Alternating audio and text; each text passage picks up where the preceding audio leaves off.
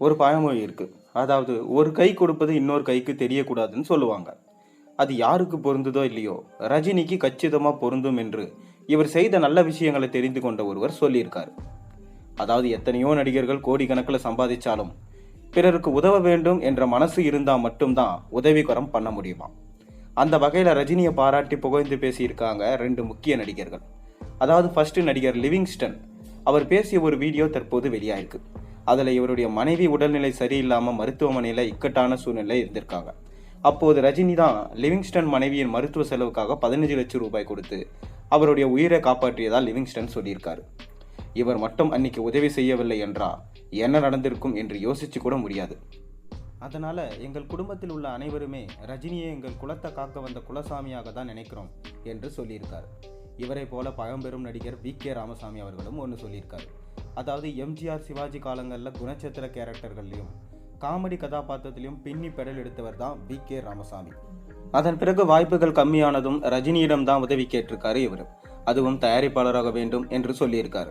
அப்போது ரஜினி ஓகே என்று வாக்கு கொடுத்திருக்காரு. அதன் பிறகு தொடர்ந்து ரஜினி பிஸியா நடிச்சதுனால இவரை கவனிக்க முடியல.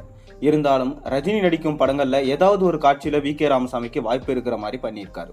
உடனே அவரும் சரி இதுவாச்சு நமக்கு கிடைச்சது என்று அமைதியா ரஜினி சொன்ன போதெல்லாம் நடிச்சு கொடுத்திருக்காரு. ஆனா கொஞ்ச காலங்களுக்கு பிறகு எதிர்பாராத விதமா அருணாச்சலம் படத்தின் மூலம் வி.கே. ராமசாமியோட ஆசை நிறைவேறியிருக்கு. அதாவது அவருக்கே தெரியாது இதுல நம்ம தயாரிப்பாளர் என்று. ஆனா அந்த படத்தின் தயாரிப்பாளரா 8 பெயர்களுடைய பெயர்கள் வந்திருக்கு. அதுல வி.கே. ராமசாமி பெயரும் இருந்திருக்கு. அது மட்டும் இல்லாமல் அருணாச்சலம் படத்துல வி.கே. ராமசாமிக்கு ஒரு கதாபாத்திரமும் கொடுத்திருந்தாரு.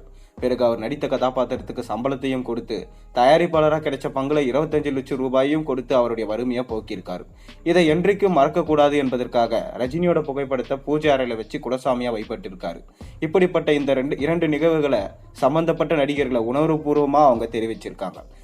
அதுபோல இன்னும் பல நடிகர்களுக்கு ரஜினிகாந்த் மறைமுகமா உதவி செஞ்சிருக்காரு. இப்ப நேரடியா உதவி செய்வதற்காக ஒரு மருத்துவமனையை 12 ஏக்கர்ல நம்ம சூப்பர் ஸ்டார் ரஜினிகாந்த் அவர்கள் கட்ட போறாரு. அதற்கான அடிக்கல்லும் நாட்ட போறாங்க. அது ஏழை எளியவர்களுக்கு பார்த்தீங்கன்னா இலவசமா மருத்துவத்தை பார்ப்பாங்க. காசு வச்சுட்டு இருக்கிறவங்க கிட்ட காசு வாங்கிட்டு பண்ணுவாங்க. இதனால தமிழக மக்கள் அனைவரும் பயன்பெறுவாங்கன்னு சொல்லிட்டு ரஜினியால நம்பப்படுது. நம்மளும் பொறுத்திருந்து பார்ப்போம். ரஜினியோடைய இந்த முன்னேற்றங்களை நீங்கள் எந்த மாதிரி பார்க்குறீங்கிறத மறக்காம கீழே கமெண்ட்டில் சொல்லுங்கள். மேலும் சேனலில் போகிற மறக்காம சப்ஸ்கிரைப் பண்ணுங்கள், லைக் பண்ணுங்கள், பெல் ஐக்கனை ப்ரெஸ் பண்ணுங்கள்.